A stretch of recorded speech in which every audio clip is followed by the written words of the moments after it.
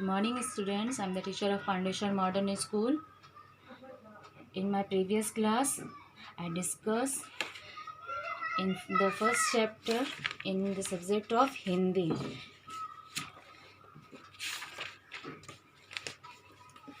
That is a poem. ये क्या है? ये एक कविता है। कल हम लोग इसके बारे में इस कविता को समझे थे। आज इस कविता का हम लोग ये जो प्रश्न उत्तर जो दिया हुआ है ये सब करेंगे। ये क्या है? यहाँ कुछ प्रश्न दिए हुए हैं। इन प्रश्नों का ये क्या सोचकर बताइए। इस प्रश्नों के उत्तर को हम लोगों को खुद से जानना होगा। क्या है यहाँ पर? शीश झुकाने से आप क्या समझते हैं? दूध और पानी से हमें क्या सीख मिलती है? लता और पेड़ हमें क्या शिक्षा देते हैं? ये 3 प्रश्न हैं। ये आप लोगों को ये कविता हम समझा दिए थे। ये कविता समझाए थे। इस कविता से आप लोगों को इसका उत्तर खुद से लिखना है। यहाँ पर दिए हुए हैं, इसके नीचे दिए गए प्रश्नों के उत्तर दीजिए। ये प्रश्न यहाँ पर दिए हुए हैं। फूल हमें क्या शिक्षा देते हैं? भंवरे से हमें क्या सीखना चाहिए? नंबर 3 क्या है? ग में क्या है? कोमल भाव जगाना कौन सिखाता है? जगने और जगाने से हमें किससे मिलती है? जगने और जगाने की शिक्षा हमें किससे मिलती है? तो ये जो 4 प्रश्न हैं इसका उत्तर हम आप लोग को अभी बता दे रहे हैं। ये इसको आप लोग को कॉपी में लिख लेना है। और यहाँ पर दिया हुआ है किससे क्या सीख मिलती है, इसको क्या करना है? मिलान करना है। ये क्या है? तरु की झुकी डालियाँ से, इस हवा के झोंकों से, दूध और पानी से, सूरज की किरणों से, लता और पेड़ों से। हम लोग को क्या है? ये सब मिलान करना है। यहाँ पर जो दिया हुआ है दूसरे कॉलम में जो दिया हुआ है ऑप्शन सब, इससे मिलान करना है। फर्स्ट क्या है? मिलना और मिलाना। मिलना और मिलाना, इस कविता में मिलना और मिलाने का काम कौन कर रहा है? दूध और पानी से सीखो मिलना और मिलाना। हम लोग को क्या है? दूध और पानी। दूध और पानी से हम लोग को क्या करना चाहिए? सीखना चाहिए। क्या चीज़ सीखना चाहिए? तो इससे हम लोग क्या करेंगे? इसको मिला देंगे।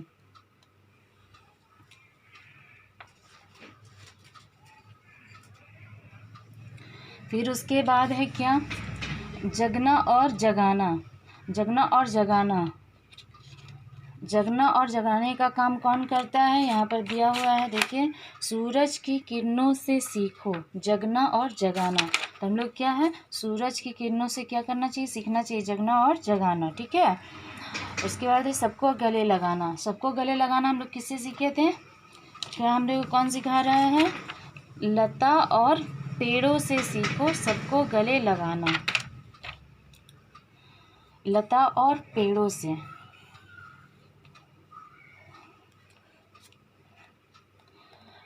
उसके बाद है शीश झुकाना। तो शीश झुकाना हम लोग का जिस तरह से बना हुआ है पहले ही। उसके बाद है कोमल भाव जगाना। तो क्या हम लोग का लास्ट ऑप्शन बच रहा है? हवा के झोंकों से। हवा के झोंकों से हम लोग क्या सीखेंगे? कोमल भाव जगाना। ये हो गया हम लोग का। उसके बाद है यहाँ पर हम लोग का समानार्थक शब्द। समानार्थक शब्द है, ये क्या है? जिसको हम लोग पर्यायवाची शब्द भी बोलते हैं। जिस तरह से यहाँ पर दिया हुआ है क्या? फूल।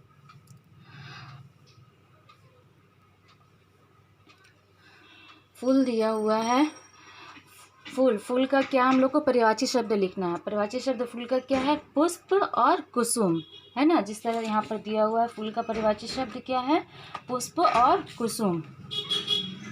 वैसे पेड़ का क्या है? हम लिखे हैं पेड़ का क्या पर्यायवाची शब्द होता है? वृक्ष, तरु, ठीक है। बहुत होता है लेकिन यहाँ हम लोग को 2 ही लिखना है। हवा का क्या है? वायु, पवन। दूध का दुग्ध और गोरस, ठीक है।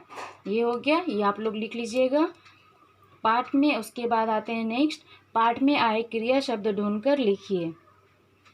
इस कविता में क्या क्या है क्रिया?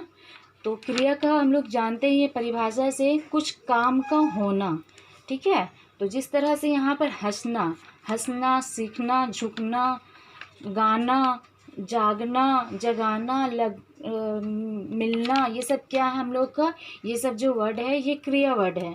तो बस उसी तरह से उस कविता से ढूंढ ढूंढ करके यहाँ पर कुछ क्रिया का वर्ड्स जो है वो लिखे हैं, जैसे हंसना है, गाना है, और फिर उसके बाद मिलना है, ठीक है, सीखना है, फिर क्या है, झुकना है, जगाना है, ठीक है। ये सब हम लोग का हो गया क्रिया वर्ड्स, ठीक है, क्रिया शब्द है, ये सब हम लोग कविता से चुन करके लिखे हैं। तीसरा में क्या है, नीचे दिए गए शब्दों के लिए उचित विशेषण शब्द लिखिए। विशेषण शब्द, अब यहाँ पर दिया हुआ पेड़, पेड़ बड़ा, तो विशेषण का मतलब क्या है, जो उसकी विशेषता बतलाता है, ठीक है, कि वो क्या है, वो कैसा है, या फिर दिखता कैसा है, या फिर उसका रंग कैसा है, ठीक है, या फिर उसका आकार क्या है। जैसे यहाँ पर दिया हुआ पेड़, पेड़ का यहाँ पर बड़ा, बड़ा यहाँ पर लिखा हुआ है, तो पेड़ क्या है, वो बड़ा है। पेड़ क्या है, वो भी तो बता रहा है, विशेषता ही तो बता रहा है, बड़ा, ये वर्ड, ये शब्द जो है, तो ये तो पेड़ की विशेषता ही बता रहा है। दूध क्या है, दूध सफ़ेद है। पानी क्या है, पानी का क्या लिखें, स्वच्छ, पानी क्या है, स्वच्छ है, ठीक है। तो आज ये हुआ हम लोग का हिंदी क्लास। ये प्रश्न उत्तर अभी आप लोग को हम ये लिख करके आप लोग को बता देते हैं, लिख करके आप लोग के पास सेंड कर देंगे। और ये जो है ये है होमवर्क, ये आप लोग को खुद से लिखना है कॉपी में, ठीक है। ये 3 प्रश्न जो है, इसका 3 प्रश्न का उत्तर ये कविता पढ़ करके आप लोग को खुद से लिखना है। क्या है, शीश झुकाने से आप क्या समझते हैं। हम जैसे बताएं कल, शीश झुकाने से यानी सर को झुकाना, ठीक है। शीश का मतलब बताए थे यहाँ पर सिर, ठीक है, सिर को झुकाना। सिर को झुकाने का मतलब है जिस तरह से पेड़ जो झुक जाता है, अपने सर को झुका लेता है, तो हर परिस्थिति में हम लोगों को अपने सर को झुका लेना चाहिए, जिस तरह से पेड़ अपने खुद झुक करके रहता है, ठीक है। दूध और पानी से हमें क्या सीख मिलती है। दूध और पानी से हमें क्या सीख मिलता है, जिस तरह से दूध में पानी मिलाने से पानी जो है वो दूध के रूप में, दूध का रूप धारण कर लेती है, और तो उसी तरह से हम लोगों को भी चाहे परिस्थितियाँ जैसी भी हों, उस परिस्थितियों के अनुसार हम लोगों को ढल जाना चाहिए। लता और पेड़ों से हमें क्या लता और पेड़ हमें क्या शिक्षा देते हैं, ठीक है। तो जैसे यहाँ पर पढ़े हैं, लता और पेड़ों से सीखो सबको गले लगाना।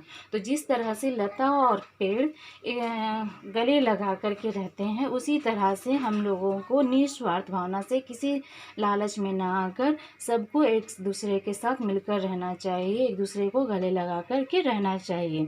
ये 3 का उत्तर हम बताए हैं, ये आप लोग को लिखना है कॉपी में, और ये सब भी बता रहे हैं, ये सब भी आप लोग को लिखना है। ये प्रश्न उत्तर, ये जो प्रश्न का उत्तर है ये हम लिखे हैं, ये आप लोग को हम ये दिखा देते हैं, ठीक है।